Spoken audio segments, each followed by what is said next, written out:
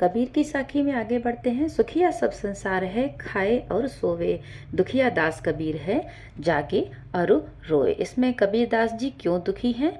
ईश्वर से बिछुड़ने के कारण नहीं, ईश्वर को प्राप्त न कर सकने के कारण नहीं, विषय वासनाओं में लिप्त मनुष्यों को देखकर। क्योंकि मनुष्यों के, दुखिया संसार की भी बात की, यानी संसार के संदर्भ में देखेंगे तो विषय वासनाओं में लिप्त मनुष्यों को देखकर वो दुखी हैं। सोना और जगना, सोना रात्र में सोना होता है, और रात्र किसका प्रतीक है? अंधकार का या अज्ञान का। तो सोना और जगना किसके प्रतीक हैं? अज्ञान और ज्ञान के लिए है। ठीक है, सोना, पहले सोने की बात करिए, यानी कि अंधेरे की बात, यानी पहले अज्ञान, तो इसका ऑप्शन है अज्ञान और ज्ञान के कारण।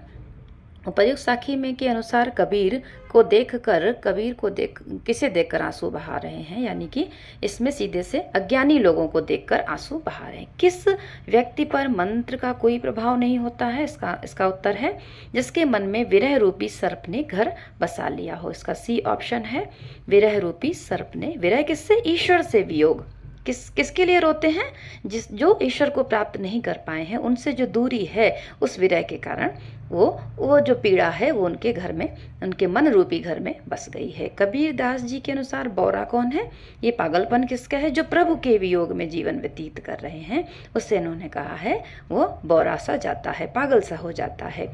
मंत्र न लगना का अर्थ है पीड़ित व्यक्ति का नहीं, मंत्र सिद्ध न होना ये भी नहीं है, विष का प्रभाव कम ना होना नहीं। इसका आंसर है कोई उपाय न काम आना। मंत्र न लगना यानी किसी भी प्रकार से जब तक ईश्वर का दर्शन नहीं हो जाता और कोई भी उपाय काम नहीं आने वाला, कोई मंत्र न लागे। तो इसके ये उत्तर थे, कोई उपाय न काम आना। अब देखिए चौथा है, कस्तूरी कुंडल बसे मृग ढूंढे मन वन माही। कस्तूरी, ये हिरण की नाभि में कस्तूरी एक सुगंधित पदार्थ होता है, लेकिन वो जानता नहीं, इस अज्ञान की स्थिति में सारे जंगल में ढूंढता रहता है। कस्तूरी कुंडल बसे में किसका वर्णन किया गया है? अपनी ही विशेषताओं से अनजान मनुष्य का वर्णन किया गया है कि ईश्वर तो उसके हृदय में ही है, तुम कहाँ ढूंढ रहे हो। अब जब मैं था तब हरि नहीं, तो मैं अहंकार का प्रतीक है, अहंकार की भावना है।